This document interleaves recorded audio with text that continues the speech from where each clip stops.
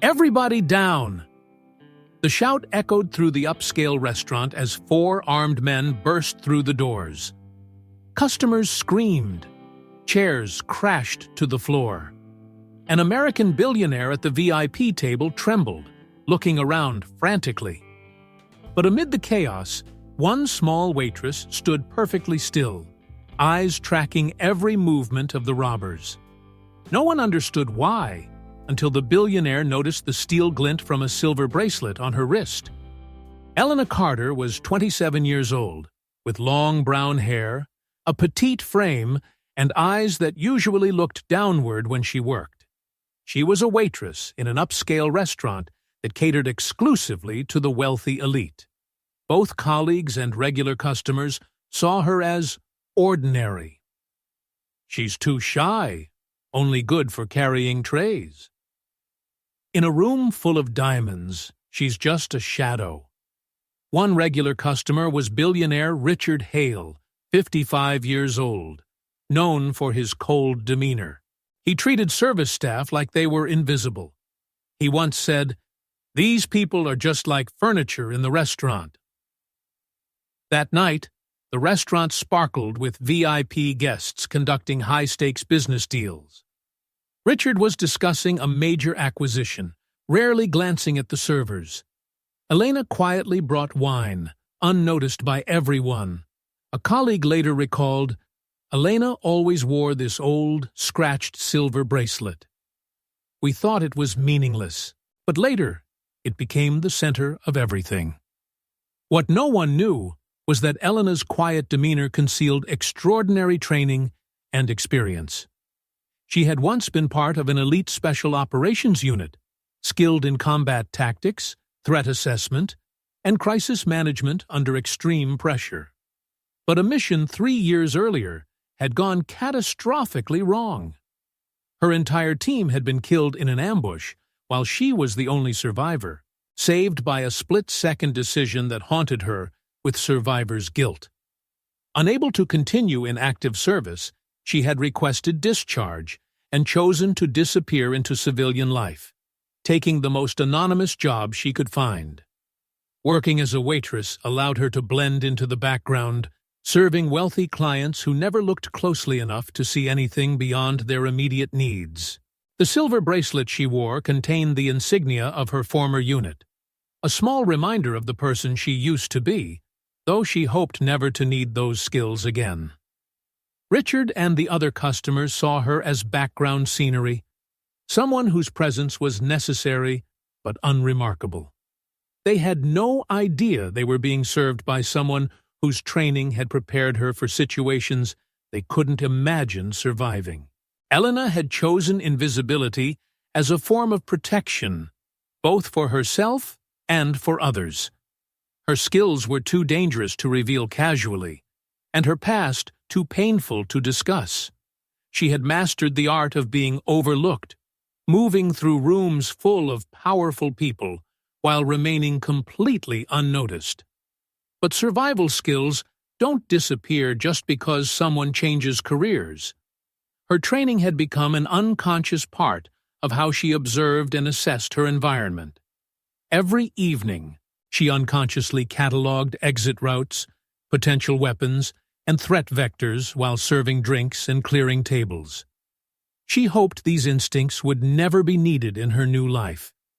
Tonight, that hope would be shattered in the most violent way possible.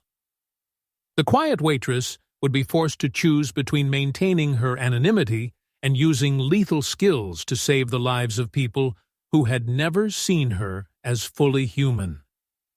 In the middle of the elegant dinner service, 4 armed men crashed through the restaurant's front entrance. The shout, "Everybody down!" reverberated through the dining room like thunder. VIP customers panicked instantly. Wine glasses shattered against marble floors. People dove under tables, crying and screaming. Richard cowered beneath his table, experiencing powerlessness for the first time in decades, his heart pounding with primal fear. One of the gunmen spotted Richard and pointed a weapon directly at him. "You're the most valuable hostage here." While chaos erupted around her, Elena didn't scream or panic. She set down her serving tray, took a deep breath, and focused intently on every movement the robbers made. Richard caught a glimpse of her through his terror and noticed her strange calmness. Light reflected off her silver bracelet, revealing a faded Special Operations Unit insignia. Richard's blood ran cold with recognition. The gunman shouted commands, forcing customers to empty their wallets and surrender their phones. A witness later recalled, "We were all curled up in fear, but she stood straight, eyes cold as steel." It felt like she had lived through moments like this before. Elena's training automatically activated. She assessed the tactical situation. 4 armed assailants, approximately 30 civilians, limited cover, multiple exit routes blocked. Her mind calculated angles, reaction times, and threat levels with the precision of someone who had survived similar situations before. The lead gunman grabbed a female customer, pressing his weapon to her head to intimidate Richard into compliance. That's when Elena made her decision. She couldn't watch innocent people be terrorized when she possessed the skills to stop it. Elena stepped forward, her voice steady and authoritative. "Take me instead." The gunman laughed dismissively, not perceiving her as a threat. In that moment of inattention, Elena moved. Her actions were swift and precise. A textbook disarmament technique executed with muscle memory developed through years of intensive training. She twisted the gunman's wrist with exact pressure, forcing him to drop his weapon while simultaneously striking pressure points that rendered his arm temporarily useless. 1 attacker down. Gun secured. The remaining 3 gunmen opened fire wildly, but Elena had already anticipated their response. She used overturned tables for cover, moving with tactical precision that amazed the cowering customers. Within seconds, she had neutralized another attacker using hand-to-hand combat techniques that were both efficient and devastating. The entire restaurant fell silent except for the sounds of the remaining gunmen's panicked breathing. Richard's hands shook as he finally understood what he was witnessing. The invisible waitress was actually an elite special forces operative whose skills far exceeded anything he had ever imagined. Elena's movements weren't lucky or improvised.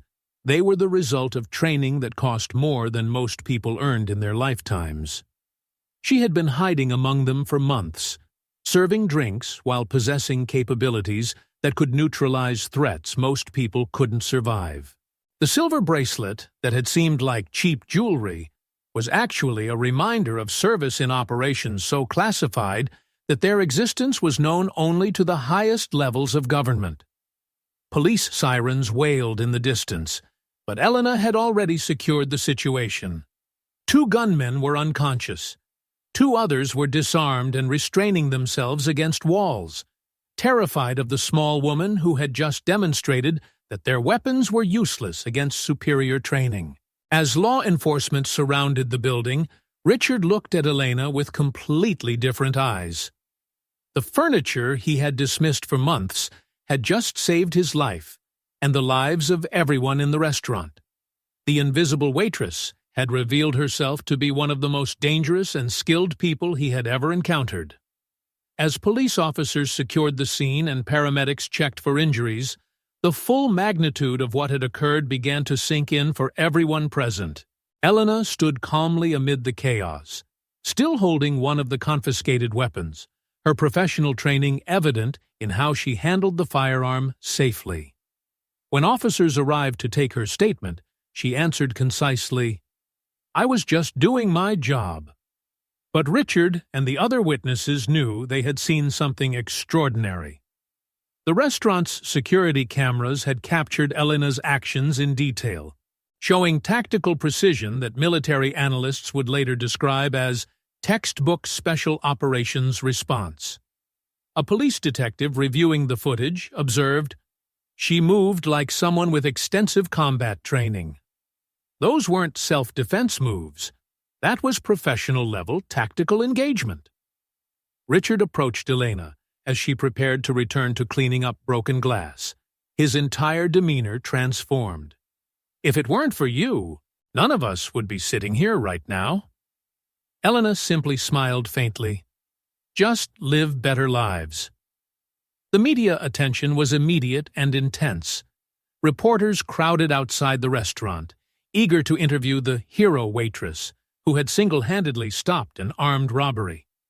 But Elena declined all interviews, maintaining the same low profile she had cultivated for 3 years. Richard found himself facing questions he had never considered. "How do you feel about being saved by someone you never really noticed?" His response, captured by news cameras, became the most quoted statement of the incident. "She's not just a waitress. She's the reason we're alive. And I've been too blind to see the extraordinary person who's been serving us every night."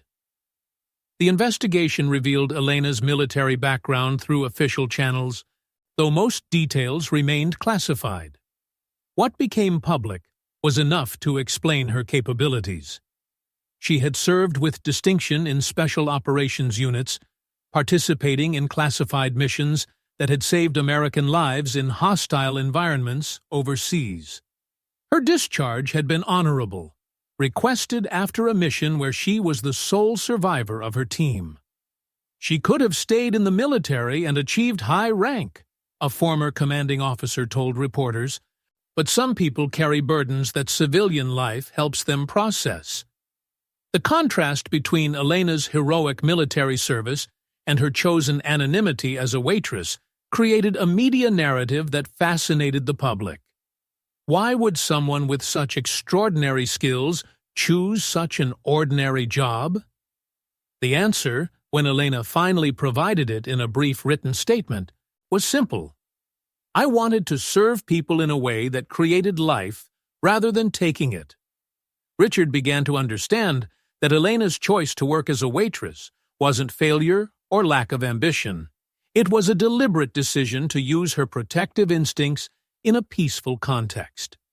She had been serving and protecting customers every night, just in a way that no one recognized until crisis revealed her true nature. The robbery had forced her to use lethal skills she had hoped never to need again, but her fundamental motivation remained the same: protecting people who couldn't protect themselves. Richard established a foundation supporting veterans transitioning to civilian careers, though he never publicly connected it to Elena's story, respecting her preference for privacy. Other customers from that night found themselves questioning their own assumptions about the people who served them daily. If Elena, someone they had barely noticed, possessed such extraordinary capabilities, what other remarkable individuals had they overlooked due to prejudice or inattention? The incident became a catalyst for broader discussions about recognizing value and dignity in all people, regardless of their job titles or social positions. Elena returned to work the next week, though the atmosphere in the restaurant had changed completely. Customers treated all staff with notably more respect, understanding that they might be sharing space with remarkable individuals whose stories they would never fully know.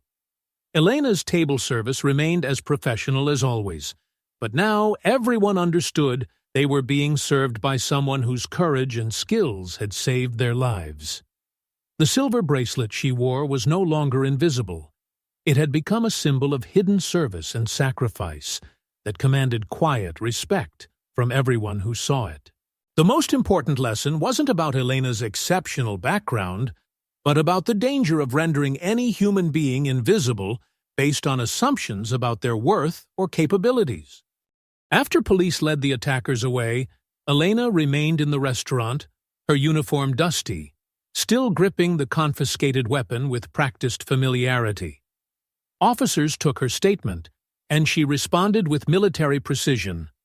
"I neutralized the immediate threat and secured the scene." Then Elena returned to clearing broken tables and chairs as if she were just an ordinary waitress cleaning up after a busy night. Richard approached her with completely different eyes than he had ever used before. "Without you, all of us would be dead right now." Elena just smiled quietly. Everyone deserves to go home safe. From that night forward, Richard quietly established a veteran support foundation, never publicly connecting it to Elena's story, respecting her desire for privacy. In the restaurant, no one dared treat her dismissively anymore. The chair next to Elena in the employee break room always remained empty, a silent gesture of respect. The other staff members began treating her differently, not with fear, but with the recognition that they were working alongside someone whose courage had saved lives. Customers who had been present that night became Elena's most respectful patrons, though she continued serving them with the same professional demeanor she had always maintained. A week later, when Elena returned to work, a young server approached her. "Ma'am, could you teach us some basic safety awareness? We'd like to know how to protect our customers better." Elena considered the request carefully. "I can teach you how to stay calm and observe your environment. But I hope you never need to use more than that." The restaurant implemented new safety training for all staff, though Elena's specific background remained confidential. Richard began eating at the restaurant more frequently, not because the food had improved, but because he had learned to see the humanity in people he had previously ignored. He started conversations with servers, learned their names, asked about their backgrounds and aspirations. "I realized I had been living surrounded by invisible people," he later told his business associates. "Some of those people are extraordinary in ways I never bothered to discover." Elena appreciated the changed atmosphere, but remained focused on her chosen mission, providing excellent service in a job that allowed her to protect people without violence. The silver bracelet she wore became a quiet reminder to everyone that remarkable individuals could be found in the most unexpected places, often hiding extraordinary stories behind ordinary appearances. Her example had taught everyone in the restaurant a valuable lesson about recognizing the dignity and potential heroism of every person they encountered. People once saw Elena as just an invisible waitress, but that night, when life and death hung in the balance, she showed that true strength doesn't need advertisement. Elena didn't need medals or titles, just one action, and she earned the silent respect of an entire room full of wealthy elites. The lesson is profound. Don't dismiss the ordinary people around you. They might be the only reason you survive your darkest moment. Hidden heroes walk among us every day, disguised as service workers, clerks, and other invisible people whose extraordinary capabilities remain concealed until crisis demands their revelation. The most dangerous assumption is that job titles define human worth or capability. Sometimes the person serving your coffee has saved more lives than you could imagine. If you believe that quiet heroes deserve to be remembered, leave a dot in the comments. And don't forget to subscribe to SN Quiet Stories to hear more tales like this.